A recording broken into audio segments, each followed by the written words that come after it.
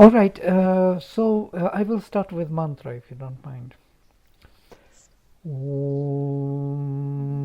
Vang me manasi pratisthita mano me vachi pratishthitam avirāvirmaedhi vedasya ma'anisthaha shrutam me ma prahasihi anenadhitena horatran samdadhami ritam vadashyami satyam vadashyami tanmamavatu tadvaktaramavatu avatu mam avatu vaktaram avatu vaktaram.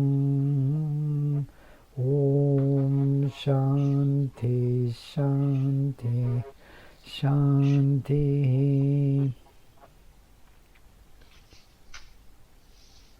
I reviewed these hymns differently, and I found very interesting kind of suggestions. I reviewed my first hymn differently. You see, what is happening here, the structure which Sri Aurobindo suggested intuitively, I never could see this. I understood that after Agni there is Vayu, and after Vayu there is Indra, because they kind of grow in the depth or height of consciousness. So that I understood, but I never saw the structure so clearly as I started to see now while I'm kind of concentrating on these hymns. So you see, the first hymn of the Rigveda has 9 verses, 3 times 3, and after that we have everywhere 3 verses to each devata. It's very interesting. We have 3 verses to Vayu, we already read it, and these first 3, and then we have 3 verses to Indra and Vayu. 3, again 3, yeah. And after that we have 3 verses to Mitra and Varuna. I think the second hymn is totally dedicated to the Antariksha world, the world between heaven and earth. And then we have the third hymn, and the third hymn which I prepared for today. In this hymn we have a shift towards the mental realms, pure mental realms, and we have 3 verses to Ashvins, who represent the world of Svaros, supramental world working on the vital. These 3 verses. And then we have 3 verses dedicated purely to Indra. No Indra-Vayu anymore, but purely Indra's realm, pure Svar world, the mental world, the very core, the hard core of the mental world, in the Vedic terms. And then we have 3 verses to Vishwadevas, to the cosmic gods, who are including all the gods in terms of manifestation, the highest, the vastest over mental realm. And then we have the last 3 to Saraswati, and that is the peak of so we have 12 verses in the third hymn. 3 verses to Saraswati, Sri Aurobindo says they are about the supramental influence, the highest, the transcendental influence of the world. In this sense, I can see that if we look into, I took again my presentation, you remember this scheme about triple worlds, yeah? And what was interesting about this, that here we have the whole first 3 hymns very visibly presented. The first Tisro Bhumik, which are dedicated to Agni, are here with the triple worlds. What is triple worlds here? 333 is the 3 worlds of physical, vital, physical, and mental physical, which are incorporating the three Rochanas worlds, Svar, which are incorporating the three supramental worlds. So to say, they are going in depth. And what is interesting with the vital world, we have the same scheme. So we have three vital worlds, which are, and I will correspond them now, and you will see how interestingly they correspond. So we have triple vital world, and then there's three Vayus. Then we have Indra-Vayu, and Indra-Vayu is connecting three Rochanas to the vital world. And that is how Indra is kind of changing the vital world by its own presence. And Sri Aurobindo will describe it in a very interesting manner, that he will support it, he will hold it with his concentration, the Ananda in the vital world. And then we have triple world of the supermind, where Mitra and Varuna, in three verses, again 3 verses, I will correspond to these 3 levels of the supermind are presented, and it is fitting very directly. And then the third hymn we have about mental worlds, 3 mental worlds. We have 3 verses to Ashwins. Then we have 3 Indra's world, 3 Rochanas, and we have Vishvedevas, and then we have the Saraswati, nearly supramental manifestation. And that is what I kind of propose us to look into today. If it is so, then it will be a great discovery, much greater than we could imagine. If these 3 hymns are connected, and they seem to be connected with this kind of dynamics. Okay, so I will continue with our study of the second hymn. We didn't finish the Mitra and Varuna, and I would like to read something of Sri Aurobindo explaining it, or you can read it yourself, by the way, but it is really very helpful what he says. Can I mention just something, right, Vladimir, on your other point? I'm sure that you're aware of it, but one of the things I found very interesting between these, the second and the third hymn collectively, is that it sets up the sequence for the Brahmanic Soma ceremony. The morning Devatas being Indra-Vayu, Mitra-Varuna, and the Ashvins. The afternoon being Indra, and the evening being the Vishvedevas. And then on either side we have Agni with the first, and then we have Saraswati closing. But I found that a very interesting correlation that they brought forward and incorporated into the, twice a day Soma ceremony. Yes, it's very interesting. Yes, very true. So if we see it again, then we see first 3 dedicated to Vayu on each level, starting with O Vayu, come to us, beautiful. The Soma streams are ready for you. Drink and listen to our calls. Then O Vayu,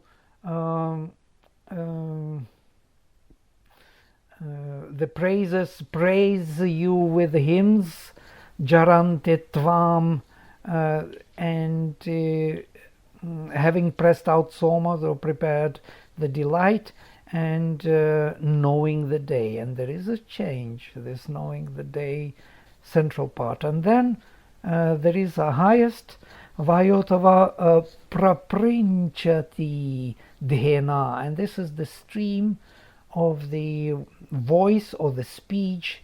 Your approving speech comes to the giver and to many other who invite you to drink the Soma juice. So basically, yes, others, there are some cosmic forces which are available on the pranic level or antariksha level, uniting heaven and earth. And then Indra joins. And Indra is from the realm of Svar, mental pure realm, the god of the divine mind, as Sri Aurobindo says, the lord of the divine mind.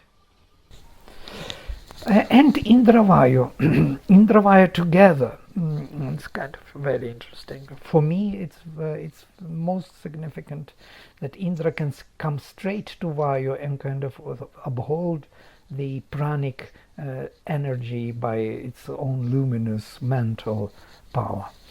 And here we have this Indra and Vayu. These libations poured out for you. Come here with delight to us. Verily the drops of the Soma juice await you both. So not only Vayu and not only other forces, but Indra himself is already together with Vayu, has to partake of this delight. And then again, they are both there, shining with abundance of plenitude. Vajini, Vasu, the same epithet which is used for other gods also.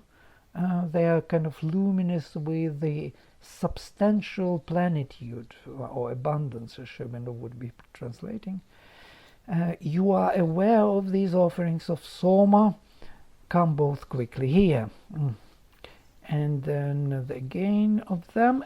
And there is, first time we have this appearance of Dhi, and Dhi is essential for Indra. It's the thought, the luminous thought.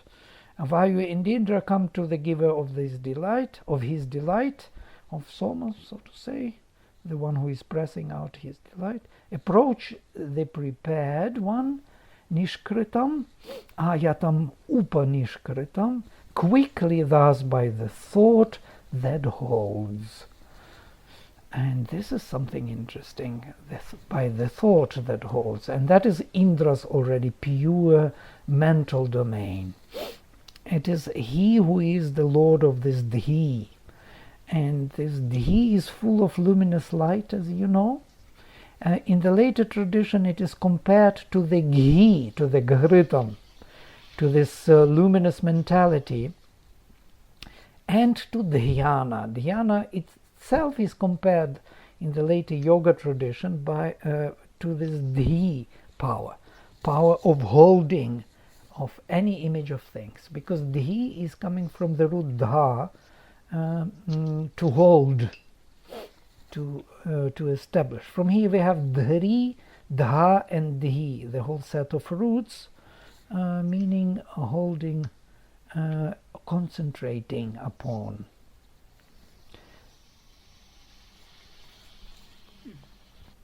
And then Sri Aurobindo will give a very interesting suggestion. He says that this Dhi shifts also to Mitra and Varuna, and you will see here. Mitram huve puta daksham varunam cha rishadasam dhyam gharitachi sadhanta. I invoke Mitra of pure discernment and Varuna, the devourer of enemies, both the supporters of the luminous thought here. Now this thought, which was there, so to say, simply a thought without any definition, here it becomes gharitachi, the luminous thought, full of a gharita, full of luminous heat in itself, full of this power of heat. And that is interesting. So they are the supporters, they are the realizers of this Dhi. And Sri Aurobindo says, when we have this, we see that the link is made between the previous world and this world. Usually it is made through some intermediaries, through Dhi in this sense. And then this is the first level of the supramental, was this Dhi. The second one is the central one, the many in one and one in many, which is kind of reflected in this concept of Ritam. Rita is this dynamic truth. When Sri Aurobindo describes the supramental world, he gives this definition, which is taken from Atharva Veda, of Satyam, Ritam, Brihat. And it's quite interesting. Satyam is the static truth, Ritam is the dynamic truth, and Brihat is the vastness. And here we have this rhythm, the central part, the diversity in oneness and oneness in diversity, where the rhythm is mentioned 3 times, which leads to this, to the vast world of power or sacrifice. Now this Ritena Mitra-Varuna, by the rhythm, by the dynamic truth of Mitra and Varuna, Ritavridhau, you who grow by the Rita, Ritaspresha, you who touch the Rita, the dynamic truth. Kratum Brehantam Ashathe, you both enjoy or realize this vast world of power. Kratu can be translated as will, power or sacrifice. The very power which creates the world through the sacrifice, redistributes all the energies in a new fashion. And this power is Brihantam, Brihat, vast. And they enjoy it or realize it through this Rita, because they touch Rita, they grow by Rita, or strengthen themselves by Rita, and by Rita they do it.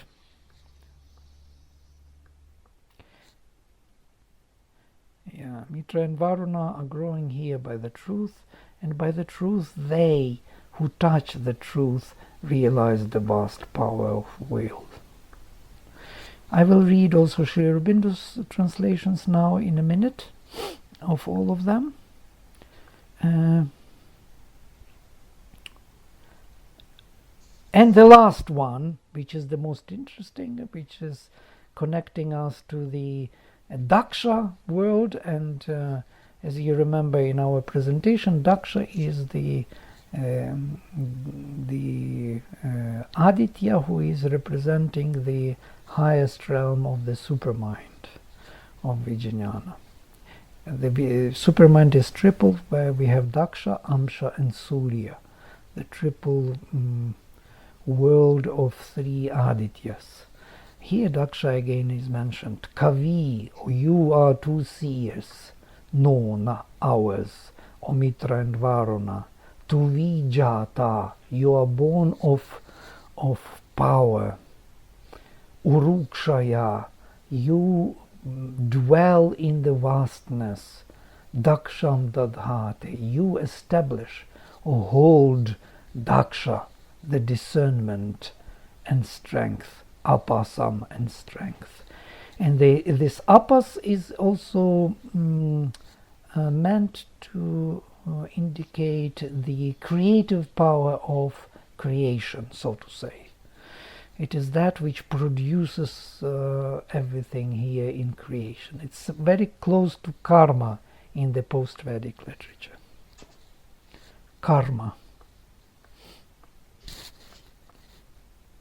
Sri Aurobindo writes, in the first reek of the passage we have the word Daksha. It starts with this, but then he gives an explanation of it. I skipped it, I put 3 dots here. The verse may be translated literally. I invoke Mitra of purified strength, of purified discernment, and Varuna, destroyer of our foes, perfecting or accomplishing a bright understanding. This was the verse Sadhanta, Dhyam Sadhanta.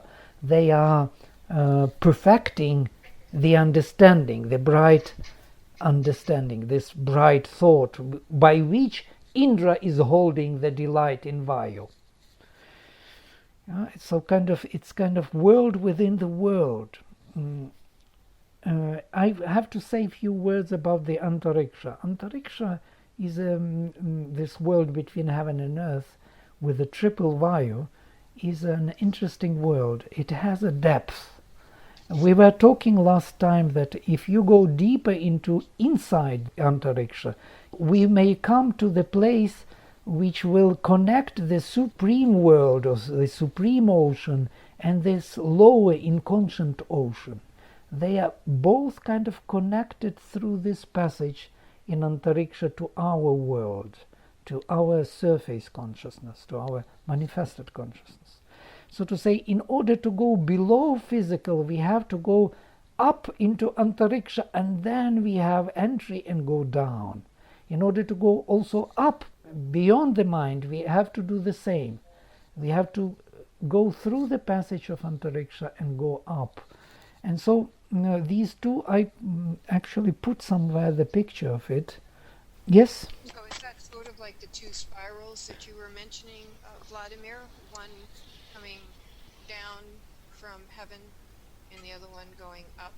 Yeah, this I was making and here you can see that it's approximately like that. So heaven and earth is our world. It is the highest mental and the lowest physical domain within our consciousness. And these, in order to reach to the supreme above and inconscient below, we have to go through Antariksha. We cannot really go through physical or through mental realm up, straight up. There is a ceiling there in heaven, and there is the bottom there, so to say, in earth. And by this ceiling and bottom, we are protected in our egg here, egg consciousness. But we have connection through Antariksha to the beyond. It's a Vedic paradigm, very interesting. So in this Antariksha here, we have a depth. We can move in depth. So we have triple world here, triple Antariksha. One is closer to earth, one is closer to heaven, and in between. Also we have a deeper Antariksha where we have Svar world. Svar world is here somewhere, which is already including our heaven and earth, which is going beyond.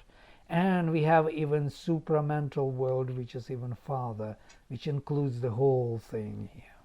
So in order to go to the supreme, we have to move in depth. And these are three verses which are moving in depth. The three verses of Vayu, then Vayu and Indra, and then of Mitra and Varuna. But all related to Antariksha, to this middle world. Could you just walk through one more time how you see these hymns reflecting this Antariksha in both? No, the second hymn is about Vayu, yes, is about this Antariksha. And we have 9 verses. So we have 3 verses of Vayu himself, so to say prana level, which is here, so to say. If I were to draw this in a new fashion, maybe I will do this drawing in a new fashion because it's not visible. It's here, which is in between heaven and earth, first 3 verses. Then we have Indra participating, kind of projecting himself, which is from here, from this realm, which I'm showing now with the, somewhere here, which has projection into our world of triple world. And then finally we have this here somewhere, the Mitra and Varuna, which is projecting again to Antariksha world and holding Indra and holding the Vayu.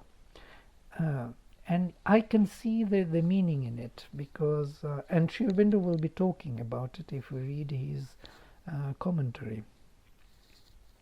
So what's included in the Antariksha is all the Jyotish and the larger universe that's beyond Earth but is not heaven. Wait a minute. The question is catchy. Everything is including heaven and earth. Yeah. The first level here is heaven and earth only, so to say, excluding those. Yeah. If we move here to this level, it's not drawn for this, unfortunately. It was drawn for other presentation. I will have to make another drawing to explain it. So these worlds, when we move here, they include heaven and earth. Huh? Heaven and earth is not something separate from them. It's kind of within them. You remember Shri Krishna speaks about this confusing verse when he says that It is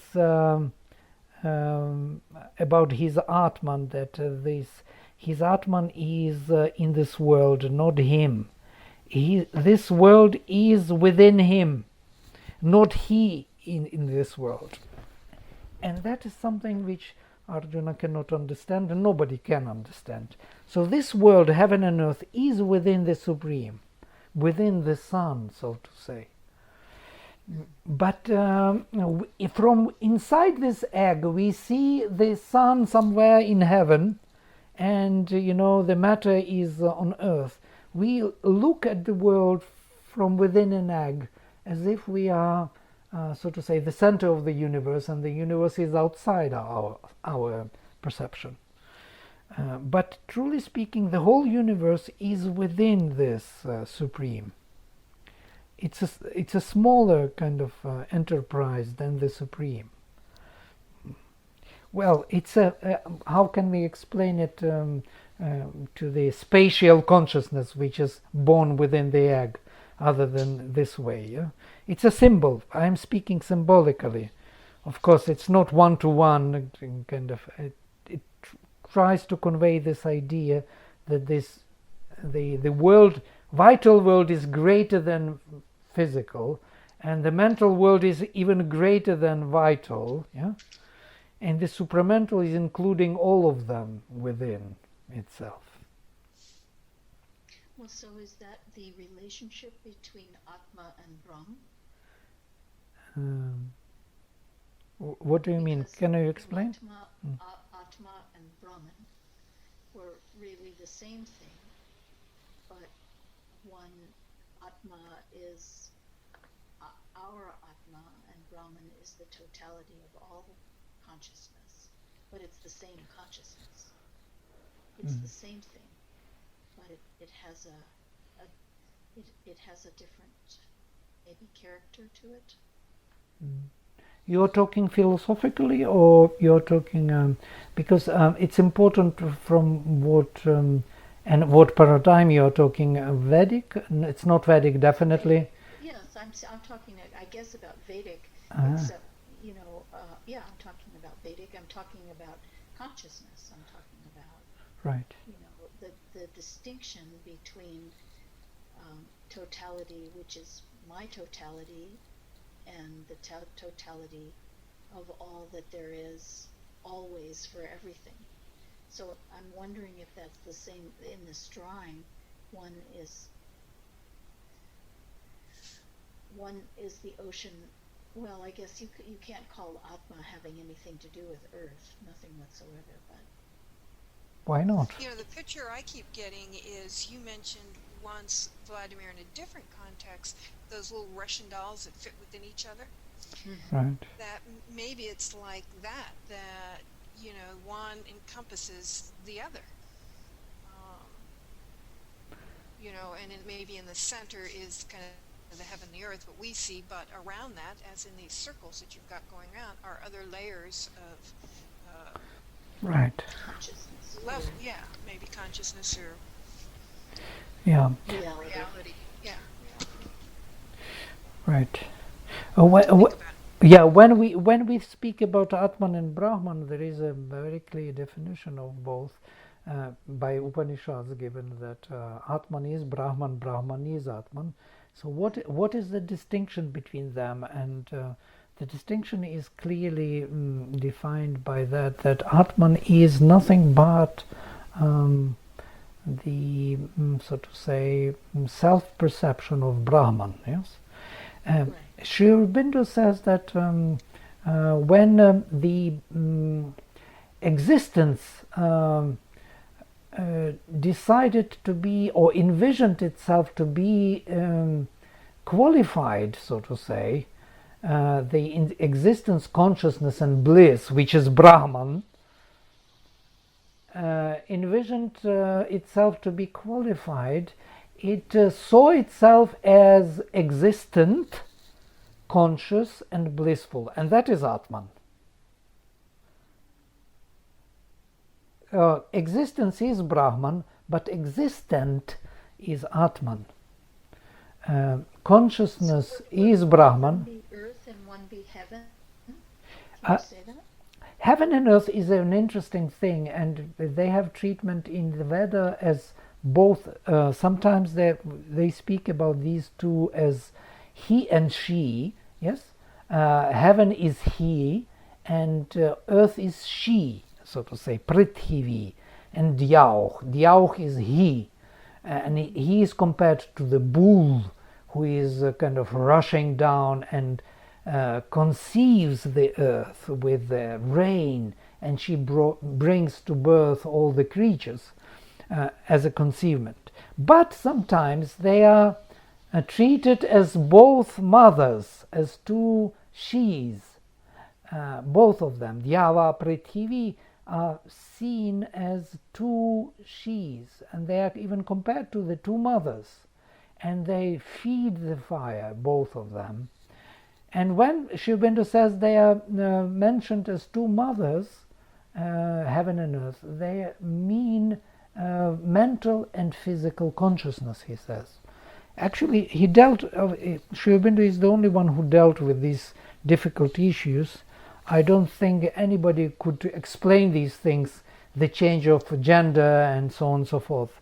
But this makes sense totally to me. So if you compare as mental and vital and physical consciousness in our, so to say, embodied being, then heaven and earth is this egg which constitutes our embodied form or manifested form.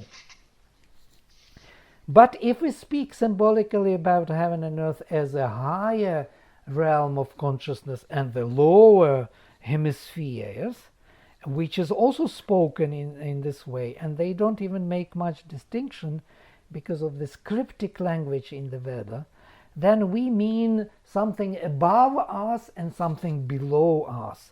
The superconscient ocean as it is here, and inconscient ocean. These are heaven and earth now, in the highest view, yes? In the highest view there is superconscient above and inconscient below. And we can speak about them also as heaven and earth. In that sense, as two oceans. So to say, they correspond. You will see that our physical and mental consciousness are also part of that division. And here there is no contradiction, though there is a bigger world beyond heaven and there is bigger world below earth. Yeah? So we can kind of point out to the beyond, saying heaven and meaning mental consciousness and beyond mental consciousness. And we can also point down to earth and say this is the physical consciousness and below the inconscient. And that would be okay. Is Antariksha neither of those, neither heaven nor earth, as well as both heaven and earth? Yes, what is interesting about Antariksha, here we see Antariksha which split heaven and earth and gave us the field for manifesting all the forces from the beyond into this world of manifestation, into our egg, so to say. But Antariksha, there is a greater Antariksha beyond this Antariksha, in the depth, which I was trying to show with this kind of Indra and Vayu, and then there is Mitra and Varuna. And this bigger Antariksha, which I didn't draw here, I should have drawn, but for this particular issue, is the Antariksha is that supramental world which Sri Aurobindo says, which connects the transcendental with our world of our triple world. So there is what you know as Satchitananda, the transcendental world, and then there is a linking world of Vijnana, and then we have Manas, Prana, and Annam, this triple world as we know it as this world, heaven and earth, yeah, with Antariksha. So between there will be a linking world, the greater Antariksha. And by the way, I will show you many passages later in the Rigveda which are confirming the two Antarikshas. the smaller and the greater antariksha. So to say, there is a deeper antariksha which is connecting the transcendental world into our world of manifestation. And that is very kind of interesting. This is the greater antariksha, supermind, yeah? Which connects the transcendental world which is not drawn here. Maybe I have some other place, some other scheme. This is the projection of this supermind. So this is the antariksha of Daksha, Amsha and Surya, which is projecting the transcendental world of Varuna, Mitra, Aryaman, Bhaga into this world of the divided consciousness. This is also a paradigm which is taken from the Veda, the most ancient paradigm of Aditi and Diti, two sisters, so to say, infinite consciousness and finite. This is the presentation, Julia, that Vladimir did for Penny and Shri and I when we first started. And so it's really, if you get a chance, it's really helpful to go through it, because it's kind of, Sri Aurobindo's orientation and the orientation that Vladimir uses often through which he sees the hymns, or Right. even to just take a separate, class with him, which I would be happy to join just to have a repeat. But it's really a good foundation. It's a very brief overview, because Rigveda is much richer in a way and more difficult to really trace, but it will give you a structure which will help you to think later and to see different functions of different godheads. It's particularly useful in thinking about Jyotish. And especially we are already charged with the knowledge which is coming in the post-Vedic literature, and I know the influence of it because I myself came to the Vedic knowledge through that, through yoga and through Gita and yes, and Brahma Sutras and Advaita in general, and also Upanishads, yes, they were always there, and Tantra. So in a way, if you come to that, it is not immediately visible and understood the difference. And we have to understand the difference between two paradigms, which is post-Vedic, and the consideration is changing in post-Vedic paradigm totally. And Brahma Sutras are already different consideration. It's not the Vedic anymore. Though it speaks the same language, it uses the same vision, but it considers it to be important differently than in the Veda. In the Veda there is still the consideration of the change of nature, of transformation of physical nature. As I was mentioning already, that there is no mukti in the Rigveda. You will not find the concept of mukti. The liberation is not important. Or moksha, so why it is not there? Because there is nothing to be liberated here except as transformed, and transformation is that liberation, and transformation is sacrifice. It is not running away from this nature and telling that it is kind of an imprisonment for the soul. It is rather the challenge for us to come and to transform this nature by the forces of that higher consciousness, of the dynamic truth. Thought was just so liberating and profound to me, Vladimir, when you first went through it with us. It was just totally shifted my way of thinking. Right. And the way that I look at the verses of the Rigveda now. So it's just a very, very profound difference that most people don't realize or understand.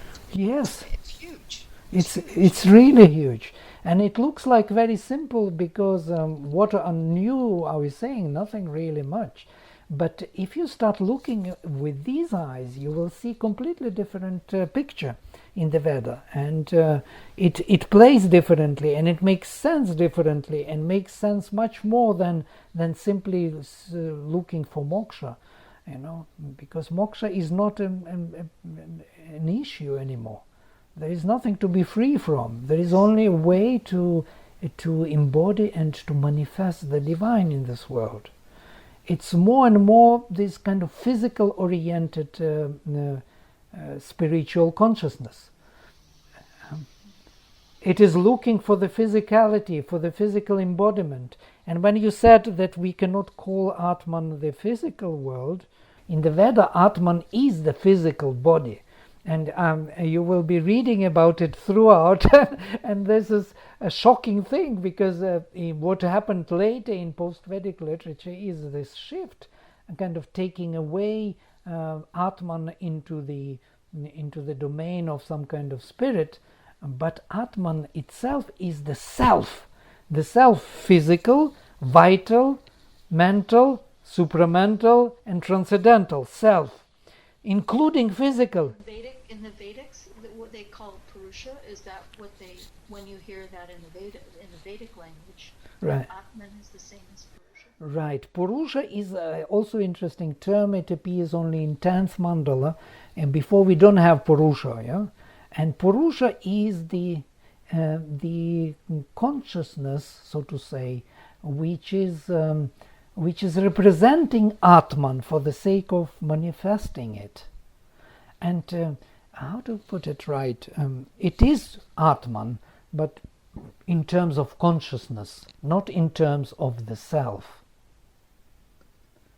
And now we make a distinction between the self and the consciousness, the self and the Lord. Sri Aurobindo says there are only two fundamental realities: the self and the Lord, Atman and Purusha.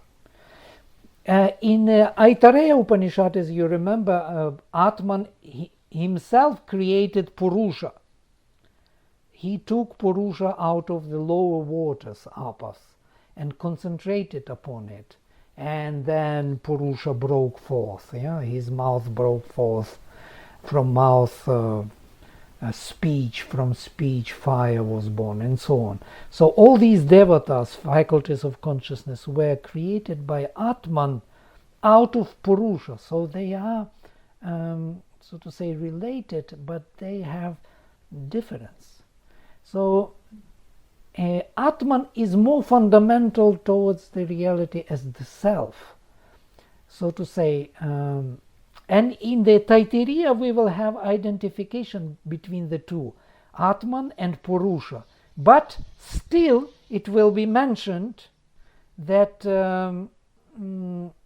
Atman in the Purusha Vidha, in the form of Purusha.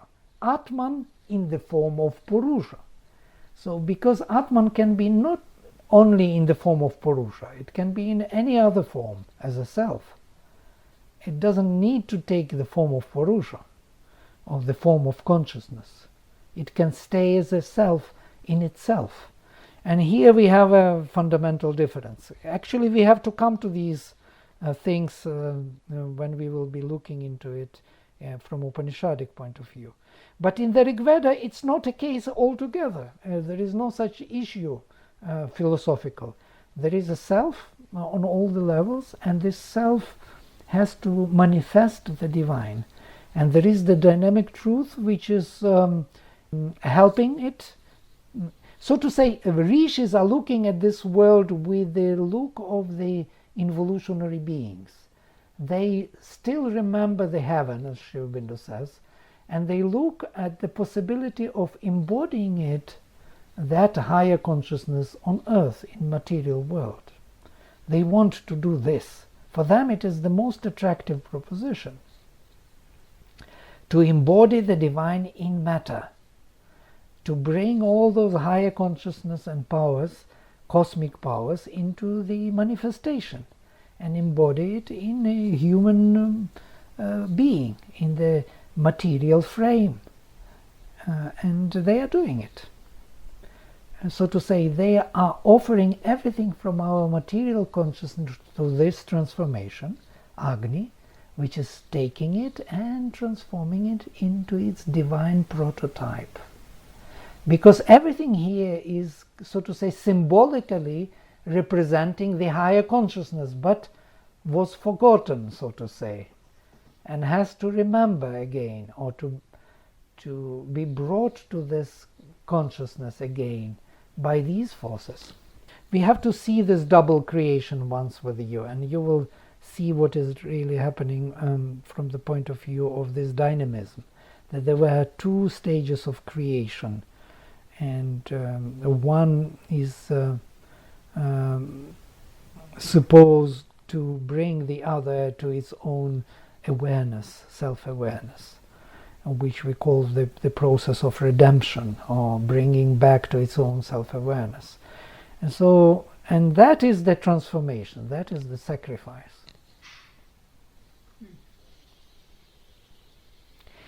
But it is, again, it's a symbolic language, just to help us to understand what is happening. Anyhow, I am going back to the hymn, and we will finish the hymn and read Sri Aurobindo's explanation, and then we'll try to connect. I would like to work on it more myself and see these triple vital worlds in depth of Antariksha connecting. And if it is true, if this intuition is true, then we have something very solid in hand, very interesting. Which, that would be wonderful to be able to put together to see that. Yes. About the destruction of the foes, because the foes could be are the foes like asuric, or the foes like our own restrictions that keep us from living that heaven. Right. You know how Varuna is a very strange godhead. He is this. You don't. Okay. He is the most scary one. You see, on this, he is the first one, and Sri Aurobindo gives him an Aditya. Yes, one of the Adityas, the first, the greatest of Adityas, and Sri Aurobindo gives him this kind of look at this interpretation: 7 sons of Aditi. Varuna Sat, Mitra Chit, Aryaman Tapas, Bhaga Ananda. Daksha, supramental knowledge force, the greatest one. Amsha is supramental many in one and one in many. In Savitri, Surya Savitar is supramental manifestation. So here we have this Sat Chit Tapas Ananda, these 4 great godheads representing the infinite consciousness Aditi, her sons or her actions, activities. And here Sat is that vastness of divine existence. And this vastness of divine existence always destroys all the resistances and all the... Yes, quite. Yeah. And here, even if you remember how Vasishtha is, he is a favorite of Varuna. He always prays to him in fear, always wants to be, how to say, loyal to Varuna, and wants to reconfirm with him. On his good side. Yeah, that be on his good side. Yeah.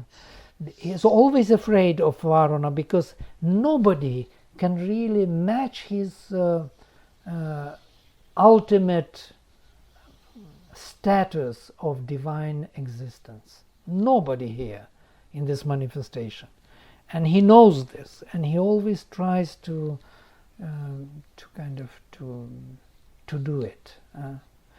And in that sense, he is always failing, Vasishtha. He will never match the divine existence. But what to do? He has no other choice, only to invoke Varuna for. So Varuna has mercy also in that sense. He understands that nobody is matching here his purity, because the Varuna in that sense is the immortality in the physical.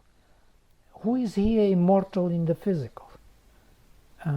You can imagine that nobody matches that status here.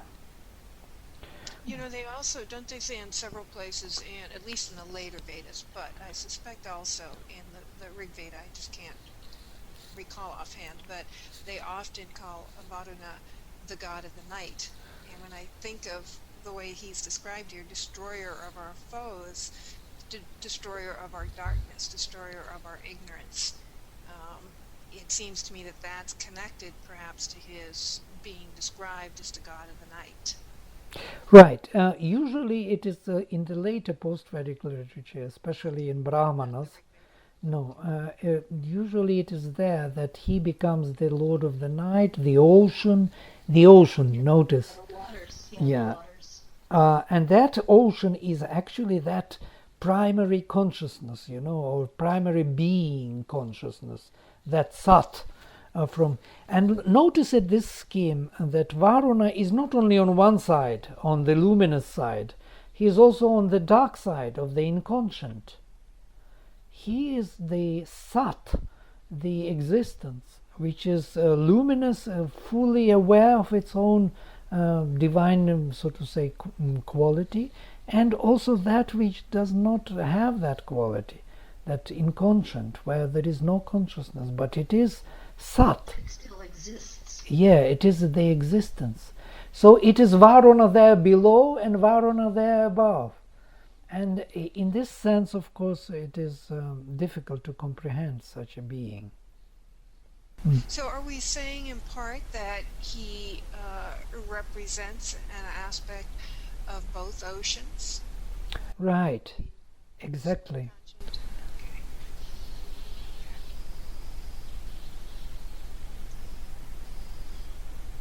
Yeah, this is a profound thing and very difficult to comprehend, because our mind is thinking in terms of linear and spatial terms, My mind is. Yeah, my mind also, I know. Well, we know Varunu from the nakshatras, from Shadabhishak, which is a very intense and severe nakshatra. So we have a certain view that's painted for us from Jyotisha of this godhead, and he is certainly one to be feared. That is very consistent.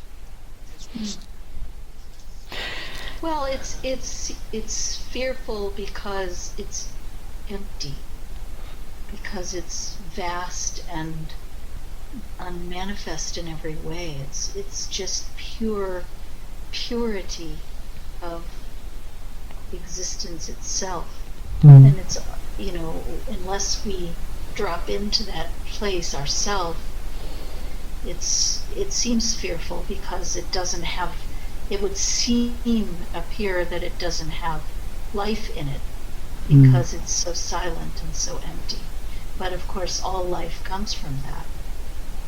Yeah, it is in itself is strength, kind of power which is which cannot be altered or questioned or dealt with. Absolute power, and in that sense, yeah, it can be dark or it can be light, it can be supreme or it can be inconscient, but it will stay power. And in that sense, of course, there is a beautiful verse in the fifth mandala about Agni, and it is said, Agni, you are Varuna when you are born, but you are Mitra when you are flaming, already born. So being born, you are Varuna. In the process of birth, when there is a pressure, where there is a formulation of the being, there will be Varuna. But when he is flaming already, released, he is Mitra. And it may explain that kind of relation of Mitra and Varuna.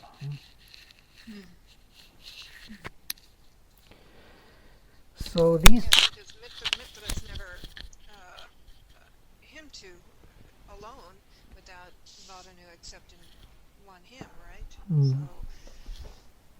if you want to read anything about Mitra, it's normally found in a verse where both Right. and Yes, there is only one hymn to Mitra, by the way, by Vishwamitra, and it he cannot be without Varuna, because Mitra is that flaming consciousness out of that being of Varuna, of that process of existence.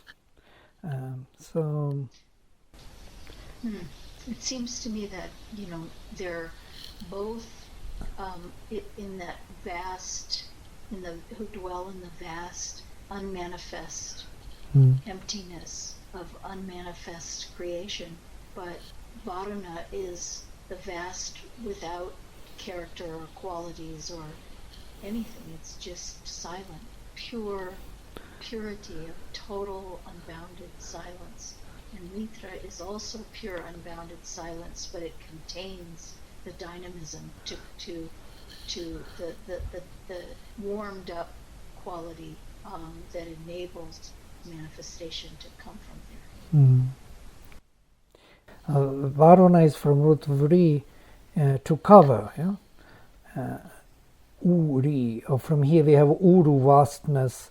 From here we have urvi, from uru, vr. And vri also to cover, as heaven covers everything, vast heaven.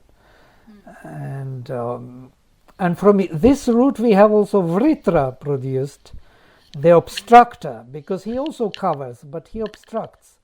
If Varuna covers everything and protects, holds, upholds, then Vritra is obstructing, partially covering and resisting. The same root. In the Rigveda, there is no positive or negative meaning to the word. It means only the functionality. And Mitra is from root ma, to measure. And to measure out of this unmeasurable something, Mitra creates or measures out or gives shape, shapes by consciousness, he shapes the being. And this shaping of the being, giving it measure, giving it form, is always friendly, much friendlier than being unmeasured something, Accessible. Yes. So Mitra is always friendly, and Varuna is always difficult for human consciousness. But they are always mentioned together. They work together. Because you mentioned that Varuna is Sat and Mitra is Chit, then it makes sense that they be mentioned. Right. Sat Chit. Yes. Coming together as absent Right. Ananda. Right. And their Ananda will be definitely there in Mitra, because every time Mitra is also very connected to Ananda in some way. It's not bhaga, not in that, so to say, pure Ananda as per se, but it is there already, full of Ananda, full of this friendliness, but not yet released into its own, so to say, domain as such. It is still connected to consciousness and perception of the being. It's kind of interesting, and very subtle distinction between Bhaga and Mitra's Ananda. But in both there is a lot of Ananda. But Bhaga in itself is already Ananda as such, regardless to where it is coming from, so to say. And it is Bhaga which is entering this world, as Sri Aurobindo says, enters the forbidden soil, and can try to be present even in the darkest places. And because of that, because of this Bhaga, we have all these Asuras and Rakshasas and Paishachas seeking it in their own deeds, darker deeds, because there is there, in the depth of our inconscient, there is Bhaga, there is the Ananda. And they want this Ananda, they are seeking it and wanting to enjoy this darker world. So darker deeds have also Ananda. And somewhere Sri Aurobindo says, no, but it is for difficult for people who are not ready, not prepared spiritually. That's why I'm never quoting it. But if we are looking for the truth, we could see that this quotation makes more sense if he says that there is joy in everything, joy in killing also there, in joy in killing and being killed. And this is something difficult to comprehend for the consciousness which is not ready to perceive, moralizing or something. But if you look at it, that Ananda is hiding in everything, then we can understand why it is happening, even in that form of killing, because the ignorance is covering up and presenting it as a pain. Pain is nothing but Ananda distorted by ignorance, narrowed down by consciousness to the extent that it becomes pain. But truly speaking, it is bhaga. So, but don't they say that from Ananda all beings are born, and through Ananda they're all sustained, and into Ananda they all revert, and that means all beings, not just good beings. Right. All beings are born of Ananda. Right. And all beings are sustained by it. Everything. Yes. And including violent ones and yes, demonic ones, and yes, of course it makes perfect sense. Yeah. And even Sri Aurobindo proved this to be true from the yogic point of view. He was converting every kind of pain into Ananda. He says it has this conversion. If you widen the scope of consciousness within that happening, it turns into Ananda. He has somewhere a verse about the scorpio bite, how he turned it into pure Ananda. So this pain of scorpio venom in the system can be turned into Ananda. It is Ananda, but but it is narrowed down by consciousness, and because of that, it turns to be a pain. But so, can you relate bhaga and Ananda and soma? Definitely, yeah. But soma is something. How to say? Yes, it is that. Exactly. But soma is like the purified. Right. It has to be purified, and I guess bhaga, Ananda, is maybe inherent in the nature of creation. Right. And bhaga is the one who administrates that. Right. There is a drop of bhaga in every soma, if you want. There is a substance of bhaga in the soma, which has to be purified by, and the symbolism of the purification of soma, as you know, this we have a particular woolen filter, yeah, and this woolen filter, yeah, is a symbol of our mind, and it has to go through mental process of purification, and has to be prepared for the to be the food for the gods. But bhaga does not. Bhaga is the enjoyment of the being which is everywhere present. Otherwise, this world would not be created. Yeah, it would not sustain on that level of darkness. It would crush into non-existence if the bhaga would not be there for those beings, darker beings, for their enjoyment. Nobody would go on doing what they are doing, so to say. There would be no sustenance of the world. Can you imagine the world without bhaga, without pain? I'm just trying to clarify, actually, because I missed that lecture, but I can go back and get it. But where you talked about what the actual embodiment of bhaga. Yeah, we didn't go into that level of detail. Oh, you didn't? Okay. We didn't, no. Well, so in that case, I was just trying to clarify, if indeed it can be clarified, because it may just be somebody showing up in a different way in different verses. Bhaga. I mean, I don't. Maybe they don't talk about Ananda in Rigveda. Oh, they talk all the time. That is the major thing, or the whole Soma, the ninth mandala.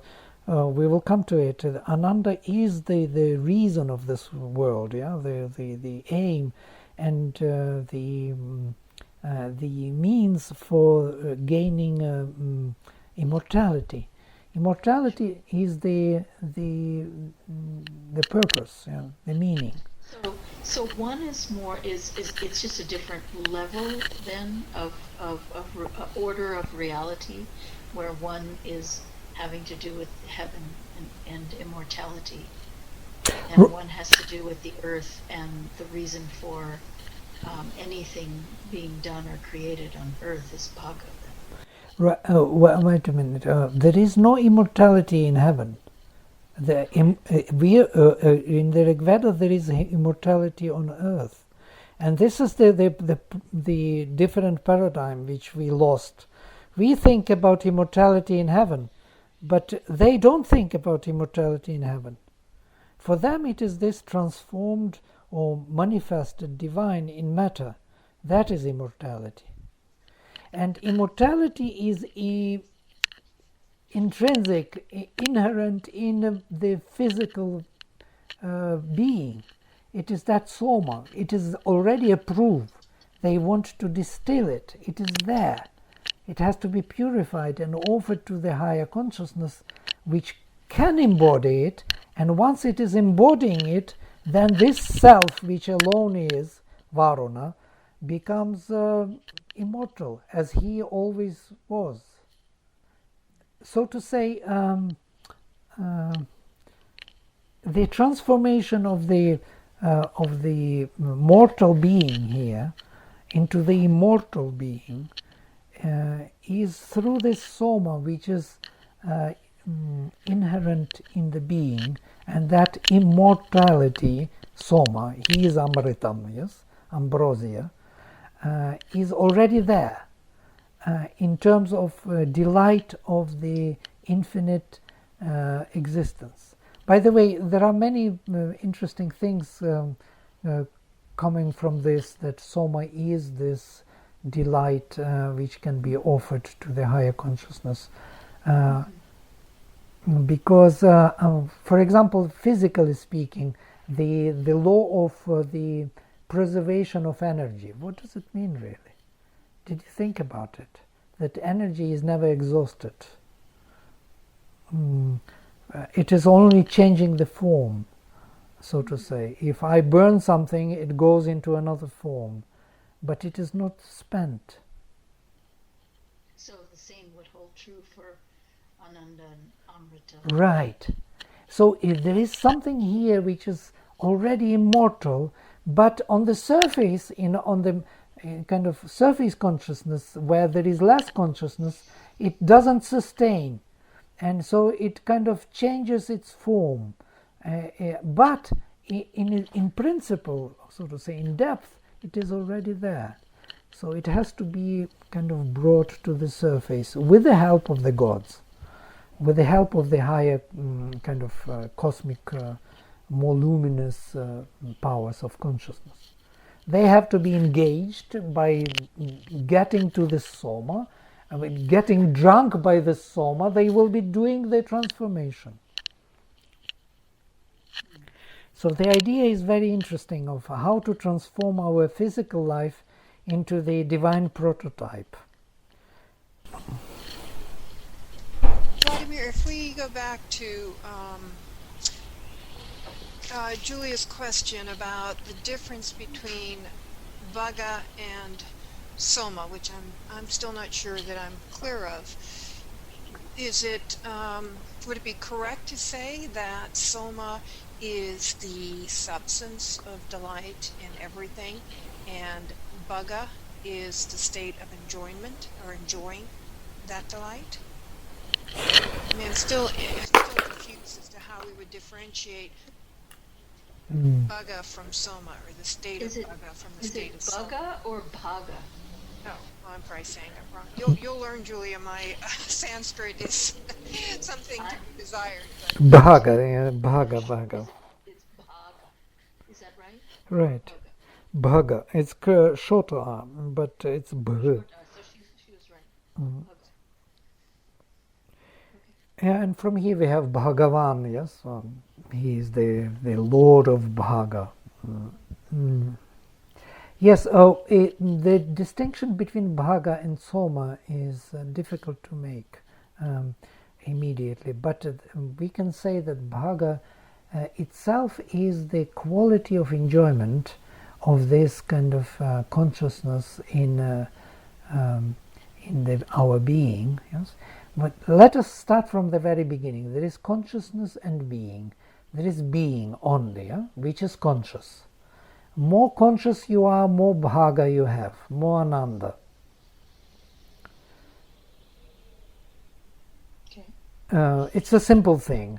More conscious you are of your existence, of yourself, more delight you have of your existence. Yeah? Now, delight and consciousness are they are a kind of part of the being. They are not different. They are not really existing without the being. It is within the being there is consciousness, which is perceiving itself, and by perceiving itself as such, it is this delight which it perceives. Yeah? It has delight in this perception. And so this delight is connected to consciousness and being. So when we talk about Soma, we are speaking that there is within this being fallen an immortality.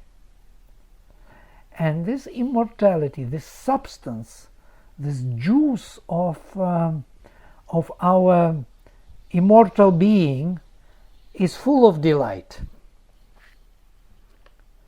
I don't know whether it makes sense to you, but there is this kind of one is ambrosia, which is embodying the delight, the embodiment of delight, and other is pure delight. Okay,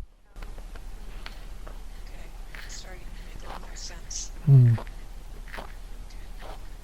So the Soma is the carrier of the delight, whereas the Bhaga is pure delight in action. Yeah?